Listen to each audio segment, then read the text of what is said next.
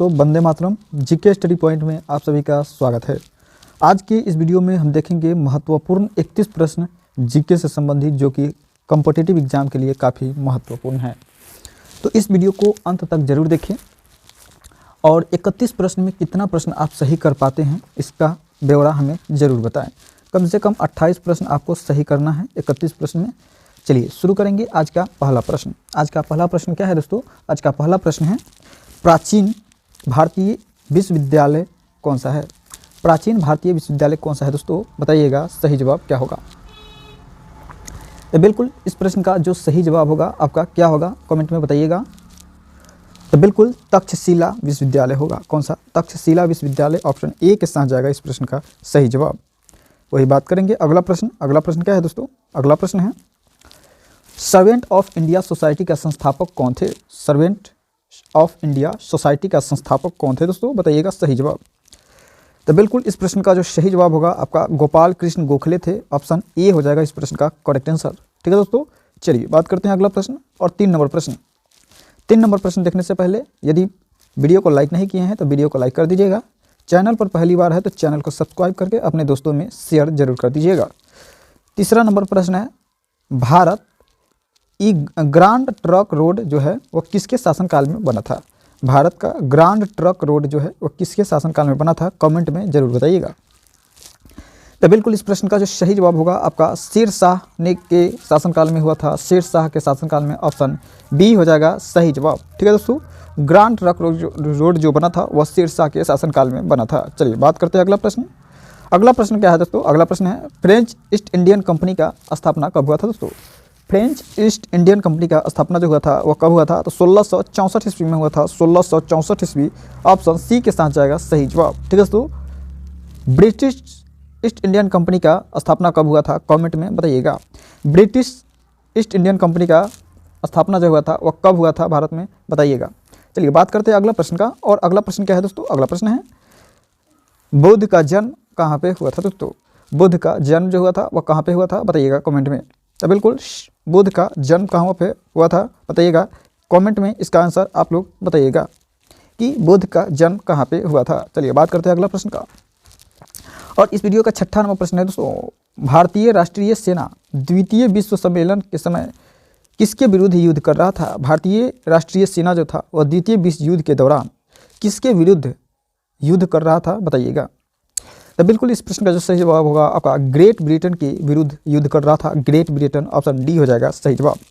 सभी प्रश्न अपने आप में काफ़ी महत्वपूर्ण हैं एग्जाम के दृष्टि से, तो एक बार जरूर देखिएगा पूरे प्रश्न को।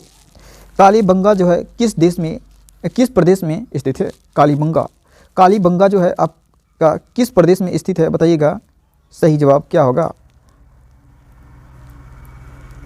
कालीबंगा जो है आपका राजस्थान में स्थित है। राजस्थान, आपका ई हो जाएगा इस प्रश्न का करेक्ट आंसर। ठीक है दोस्तों, क्या हो जाएगा? ई हो जाएगा इस प्रश्न का करेक्ट आंसर, अर्थात राजस्थान हो जाएगा। चलिए बात करते हैं अगला प्रश्न का। अगला प्रश्न क्या है दोस्तों? जालियांवाला बाग हत्याकांड कब हुआ था? जालियांवाला बाग हत्याकांड कब हुआ था दोस्तों? बताइएगा सही जवाब। तो बिल्कुल इस प्रश्न का जो सही जवाब होगा, जालियांवाला बाग हत्याकांड 13 अप्रैल 1919 ईस्वी को हुआ था। ऑप्शन ए के साथ जाएगा इस प्रश्न का करेक्ट आंसर। 13 अप्रैल 1919 ईस्वी को हुआ था। वही बात करते हैं अगला प्रश्न। अगला प्रश्न क्या है दोस्तों? अगला प्रश्न है, जालियांवाला बाग हत्याकांड किस प्रदेश में हुआ था दोस्तों? जालियांवाला बाग हत्याकांड किस प्रदेश में हुआ था? तो बिल्कुल जालियांवाला बाग हत्याकांड जो है वो आपका पंजाब में हुआ था। पंजाब प्रदेश में हुआ था, अमृतसर शहर में। ठीक है दोस्तों, अमृतसर शहर में, पंजाब के अमृतसर शहर में हुआ था। वही बात करेंगे अगला प्रश्न का। अगला प्रश्न क्या है दोस्तों? अगला प्रश्न है, स्वराज मेरा जन्मसिद्ध अधिकार है, ऐसा किसने कहा था दोस्तों? स्वराज्य मेरा जन्मसिद्ध अधिकार है, ऐसा कहने वाले व्यक्ति जो थे वो आपका बाल गंगाधर तिलक थे। बाल गंगाधर तिलक, ऑप्शन डी के साथ जाएगा सही जवाब।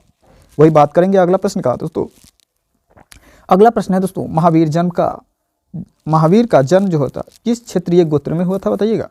महावीर स्वामी का जन्म जो हुआ था किस क्षत्रिय गोत्र में हुआ था? बताइएगा। तो बिल्कुल महावीर स्वामी का जन्म जो हुआ था आपका ज्ञात्रिक क्षत्रिय गोत्र में हुआ था। ज्ञात्रिक, ऑप्शन बी के साथ जाएगा सही जवाब। सभी प्रश्न अपने आप में काफ़ी महत्वपूर्ण है, तो सभी प्रश्न को जरूर देखिएगा। कांग्रेस ने भारत छोड़ो का प्रस्ताव कब पारित किया था? कांग्रेस ने भारत छोड़ो का प्रस्ताव जो किया था पारित, वो कब किया था दोस्तों? तो 1942 ईस्वी, 1942 ईस्वी में किया था। ऑप्शन डी हो जाएगा सही जवाब। ठीक है दोस्तों, डी के साथ जाएगा करेक्ट आंसर। बात करते हैं अगला प्रश्न, और अगला प्रश्न क्या है दोस्तों? अगला प्रश्न है फ्रांस की क्रांति के समय, फ्रांस की क्रांति के समय 1789 में वहाँ का राजा कौन था दोस्तों? फ्रांस के क्रांति के समय वहाँ का राजा कौन था? और फ्रांस का क्रांति कब हुआ था? तो 1789 ईस्वी में हुआ था। तो उस समय का राजा जो था आपका लुईस 16वां था। कौन? लुईस 16वां था। याद रखिएगा, बहुत ही महत्वपूर्ण आंसर प्रश्न है। ऑप्शन बी हो जाएगा इस प्रश्न का सही जवाब। वही बात करेंगे अगला प्रश्न का। अगला प्रश्न क्या है दोस्तों? अगला प्रश्न है भारत में सबसे घनी आबादी वाला राज्य कौन सा है? भारत में सबसे घनी आबादी वाला अगर राज्य की बात किया जाए तो आपका बिहार है। बिहार, ऑप्शन बी हो जाएगा इस प्रश्न का सही जवाब।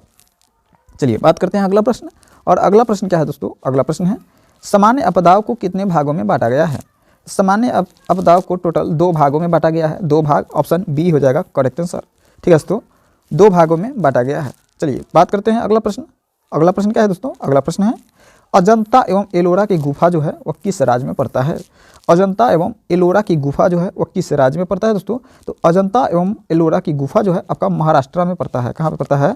महाराष्ट्र, ऑप्शन डी हो जाएगा इस प्रश्न का सही जवाब। महाराष्ट्र में पड़ता है। वही बात करेंगे अगला प्रश्न का कि अगला प्रश्न जो है आपका इनमें कौन से है नवीकरणीय ऊर्जा है दोस्तों? नवीकरणीय ऊर्जा कौन सा है बताइएगा। तो बिल्कुल नवीकरणीय ऊर्जा इसमें कौन सा है दोस्तों? तो बिल्कुल नवीकरणीय ऊर्जा अगर बात किया जाए तो कोयला हो जाएगा। कोयला इसमें नवीकरणीय ऊर्जा है, बाकी सभी अनवीकरणीय है। वही बात करेंगे अगला प्रश्न का कि अगला प्रश्न क्या है? अगला प्रश्न है दोस्तों कपास की अच्छी पैदावार की मिट्टी कौन सी है?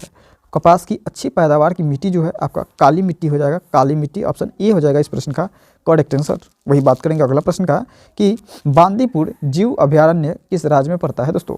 बांदीपुर जीव अभयारण्य जो है वह किस राज्य में पड़ता है बताइएगा कमेंट के माध्यम से सही जवाब क्या होगा? तो बिल्कुल कर्नाटका में पड़ता है। कर्नाटका, ऑप्शन सी हो जाएगा इस प्रश्न का सही जवाब। बांदीपुर जीव अभयारण्य जो पड़ता है वो आपका कर्नाटक में पड़ता है। कर्नाटक की राजधानी कहाँ पे है? कमेंट में बताइएगा कि कर्नाटक की राजधानी कहाँ पे पड़ता है। चलिए बात करेंगे अगला प्रश्न, और इस वीडियो का 21 नंबर प्रश्न है। 21 नंबर प्रश्न क्या है दोस्तों? समुद्र की गहराई किसके द्वारा मापा जाता है? तो समुद्र की गहराई जो है आपका किसके द्वारा मापा जाता है दोस्तों? तो बिल्कुल आपका सोनार के द्वारा मापा जाता है। समुद्र की गहराई सोनार के द्वारा मापा जाता है। वही बात किया जाएगा दोस्तों कि आकाश की ऊंचाई किसके द्वारा मापा जाता है? तो रडार के द्वारा मापा जाता है कि एरोप्लेन जो है कितनी ऊंचाई पर उड़ रहा है। ठीक है दोस्तों, अर्थात रडार से ऊपर की ऊंचाई मापते हैं और सोनार से समुद्र के नीचे की ऊंचाई को, गहराई को मापते हैं। वही बात करेंगे अगला प्रश्न का कि अगला प्रश्न है भारत के निजी क्षेत्र में सबसे बड़ा विद्युत परियोजना कहाँ पे है? भारत के निजी क्षेत्र में सबसे बड़ा विद्युत परियोजना जो है आपका कहाँ पे है दोस्तों बताइएगा। तो बिल्कुल इस प्रश्न का जो सही जवाब होगा आपका क्या हो जाएगा? तो बिल्कुल महाराष्ट्र में है। महाराष्ट्र, ऑप्शन डी हो जाएगा करेक्ट आंसर। महाराष्ट्र में विद्युत क्षेत्र का सबसे बड़ा परियोजना है। वही बात करेंगे अगला प्रश्न का कि अगला प्रश्न है पशु और पौधा में सबसे बड़ी विविधता कहाँ पाई जाती है? पशु और पौधा में सबसे बड़ी विविधता जो पाई जाती है उष्णकटिबंधीय आर्द्र में पाई जाती है। उष्णकटिबंधीय आर्द्र कहाँ है? तो ऑप्शन बी हो जाएगा करेक्ट आंसर। वही बात करेंगे कि अगला प्रश्न क्या है दोस्तों? अगला प्रश्न है ओजोन परत हमें किससे रक्षा करती है? तो ओजोन परत जो है आपका पराबैंगनी विकिरण से रक्षा करती है। पराबैंगनी विकिरण, ऑप्शन सी हो जाएगा सही जवाब। बात करेंगे अगला प्रश्न का। अगला प्रश्न है भारतीय संविधान में कितने प्रकार के मौलिक अधिकार प्राप्त है? तो भारतीय संविधान में टोटल 6 प्रकार के मौलिक अधिकार प्राप्त है। 6, ऑप्शन सी हो जाएगा सही जवाब। वही बात करेंगे अगला प्रश्न का। अगला प्रश्न क्या है दोस्तों कि संविधान सभा की संघ समिति का समिति अध्यक्ष कौन थे? संविधान सभा के संघ संविधान के समिति का अध्यक्ष जो थे वो कौन थे दोस्तों? तो बिल्कुल आपका जवाहरलाल नेहरू थे। जवाहरलाल नेहरू, ऑप्शन सी हो जाएगा करेक्ट आंसर इस प्रश्न के लिए। वही बात करेंगे अगला प्रश्न। अगला प्रश्न क्या है दोस्तों? अगला प्रश्न है संसद के सभापति के दोनों सदनों का सभापति अध्यक्ष कौन होता है? संसद के सभापति के दोनों सदनों का सभापति कौन होता है दोस्तों? तो बिल्कुल लोकसभा के अध्यक्ष होता है। लोकसभा अध्यक्ष, ऑप्शन सी हो जाएगा इस प्रश्न का सही जवाब। ठीक है दोस्तों, देश का पहला नागरिक कौन होता है? कमेंट में बताइएगा दोस्तों कि देश का पहला नागरिक कौन होता है। वही बात करेंगे अगला प्रश्न।